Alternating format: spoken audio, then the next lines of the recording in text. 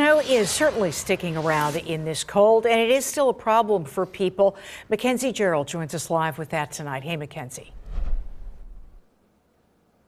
Hey there, Alicia. We're talking about people just like us, essential workers who sometimes have to work in even the worst weather conditions. Our public works crews are doing the best they can. This is the most snowfall that we got in a 24-hour period in the history of Harrisburg.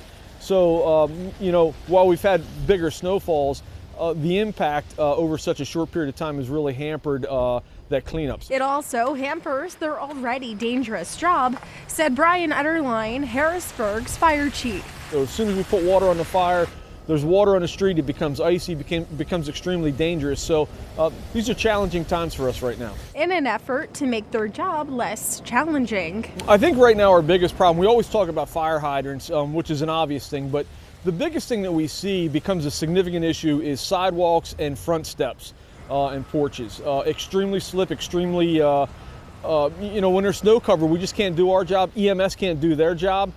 Let's also think about the postman coming out to deliver your mail. And how about those Amazon packages? Clearing sidewalks also helps others trying to get back to work, like the owner of Palumbo's Italian Eatery. And we just try to take all the time to make sure all the sidewalk is clear, the customer can come in, since, we try to have some business.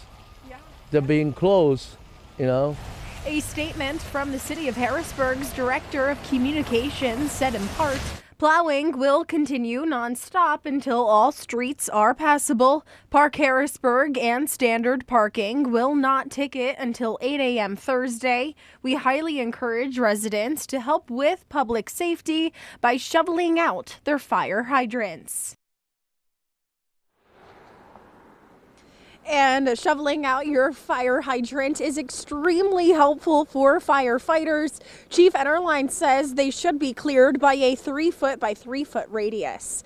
In Harrisburg, Mackenzie Gerald, ABC 27 News. Hi, I'm Eric Finkenbinder from ABC 27, and we're excited to announce the new ABC 27 News Plus app. Live stream newscasts or watch content on demand. This is different than the ABC 27 app on your smartphone. You can check this out at home, and it's very easy to use. With a Fire Stick, go to the home page, scroll down to search. From there, enter ABC 27. Move over to the apps, and there we are. Click the icon and install. It's just that easy.